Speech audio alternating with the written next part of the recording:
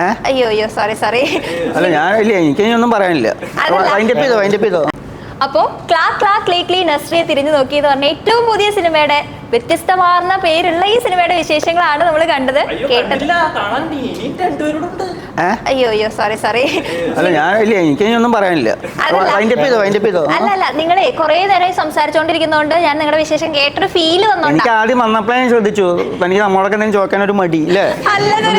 ഞാനേ അതാണ് നിങ്ങൾ എപ്പോഴും സംസാരിച്ചോണ്ടിരിക്കുന്ന ആൾക്കാരല്ലേ, അതുകൊണ്ട് വിട്ടുപോയത്. നമുക്ക് വേണ്ടി നമ്മൾ സംസാരിക്കാറുള്ളൂ. സുരേന്ദ്രേട്ടൻ പറ.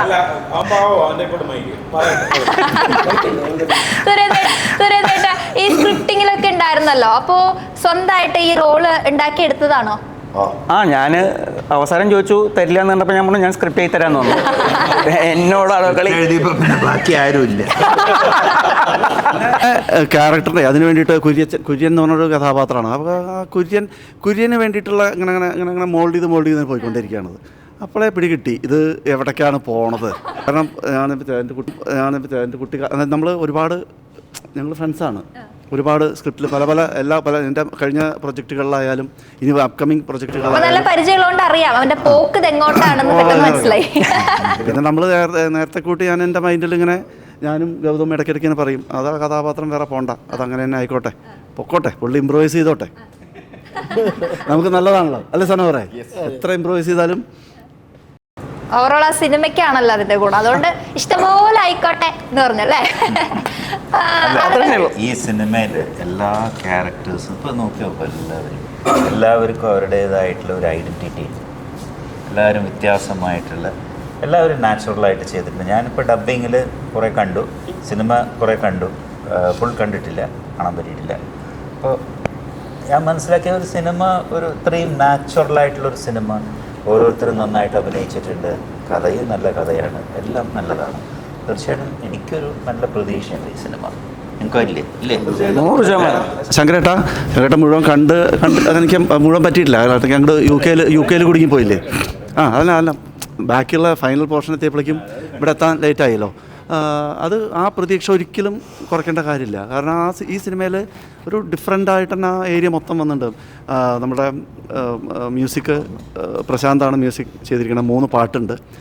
വൈക്കം വിജയലക്ഷ്മി, സിത്താര കൃഷ്ണകുമാർ, വിനീത് ശ്രീനിവാസൻ എന്ന് പറഞ്ഞ നകുൽ നാരായണൻ ഇങ്ങനെ പാടിയിട്ടുള്ള 3 സോങ് ഉണ്ട്. ഈ 3 സോങ്ങും ഡിഫറെൻ്റായിട്ടാണ് വന്നിരിക്കുന്നത്. ഇപ്പോൾ ഓൾറെഡി 2 റിലീസ് ചെയ്തു, 2നും നല്ല അപ്രിസിയേഷൻ കിട്ടിക്കൊണ്ടിരിക്കുന്നുണ്ട്. അപ്പോൾ ആ ഒരു ചായവ് വെച്ച് നോക്കിക്കഴിഞ്ഞാൽ ഈ സിനിമ പക്ക തന്നെയാണ്. അതുപോലെ RR കൂടി വന്നു കഴിഞ്ഞപ്പോൾ ഫുൾ പാക്ക്ഡാണ്. അപ്പോൾ ഞാൻ പറഞ്ഞ ഒരൊറ്റ ആൾക്കാർക്കും പ്രിവ്യൂ തരില്ല എന്ന് പറഞ്ഞിട്ടുണ്ട്. അതായത് അവർ ആ എക്സൈറ്റഡ് ആയിട്ടിരിക്കട്ടെ. അവർ എൻ്റെ തൊട്ടടുത്തുള്ള തിയേറ്ററിൽ പോയിട്ട് ഞാൻ എൻ്റെ ആദ്യത്തെ സിനിമ കാണുമ്പോൾ ആ ഒരു ഇത് കിട്ടണം. അവരുടെ ഫ്രണ്ട്സോ അല്ലെങ്കിൽ മറ്റുള്ള ആൾക്കാരോ അല്ലെങ്കിൽ നമ്മൾ ഒന്നിച്ച് ഇവിടെ ഇരുന്നിട്ട് കാണുമ്പോൾ അതിൻ്റെ ഇത് പോവും, ചോർന്ന് പോകും. അത് ശങ്കരേട്ടനാണ് എന്നോട് പറഞ്ഞത്. അതായത് അദ്ദേഹത്തിൻ്റെ ആ പഴയ കാലത്തെ ക്ലാസ്സാണത്. അതുണ്ടല്ലോ, വെറുതെ പ്രിവ്യൂ കണ്ടോടുകൂടെ അവർ ആ ത്രില്ല് പോവും. അപ്പോൾ അതിന് വേണ്ടിയിട്ട് കംപ്ലീറ്റ് ആൾക്കാർ ഇപ്പോൾ ഓരോരുത്തർ നിരഞ്ജനൊക്കെ മീശ പിരിച്ചിട്ട് ഇരിക്കണത് എന്താ വെച്ച് കഴിഞ്ഞാൽ പത്തനംതിട്ട അത് എത്താൻ വേണ്ടിയിട്ടുള്ള വെയിറ്റിംഗ് ആണ്. ഗോപുവും നിരഞ്ജൻ, മത്തായി പിന്നെ കൊല്ലം, എറണാകുളത്താണെങ്കിലും കൊല്ലം. ഇതിനു വേണ്ടി പോവാതിരിക്കുകയാണ്. യു കെയിലേക്ക് പുള്ളിക്കാരി അവിടുന്ന് വിളിച്ചുകൊണ്ടേയിരിക്കും, പക്ഷെ പോവില്ല ഇതിന് വേണ്ടിയിട്ട്. പിന്നെ കോഴിക്കോടുകാരനാണ് സനോർ, നിസാറും അതെ. അപ്പോൾ അതുണ്ട്. പിന്നെ നമുക്ക് കൽപ്പറ്റയുള്ള ആളുണ്ട്. 1-2 ആൾക്കാർക്ക് എത്താൻ പറ്റിയിട്ടില്ല, അവർക്ക് ചില അസൗകര്യങ്ങളുണ്ടായിട്ട്. കുറേ കഥാപാത്രങ്ങൾ എല്ലാവരും വളരെ ഡിഫറെൻ്റായിട്ട്. ആരും ഇപ്പോൾ ഇത് കണ്ട് നമ്മളുടെ കുറച്ച് ക്രൂ അല്ലാണ്ട് 1-2 പുറത്തുനിന്നുള്ള ആൾക്കാരും കൂടി കണ്ട്. അപ്പോൾ എല്ലാവരും പറഞ്ഞതെന്ന് വെച്ചാൽ ഇവരാരും പുതിയ ആൾക്കാരാണെന്ന് പറയില്ല, ഫസ്റ്റ് മൂവിയാണെന്ന് പറയില്ല. അപ്പോൾ ദൈവം സന്തോഷം. അപ്പോൾ നമുക്ക് അത്രയേ ഉള്ളൂ, നന്ദി പറയാനേ പറ്റുള്ളൂ. അപ്പോൾ അത് ഇവരെല്ലാവരും ഓരോരുത്തരും.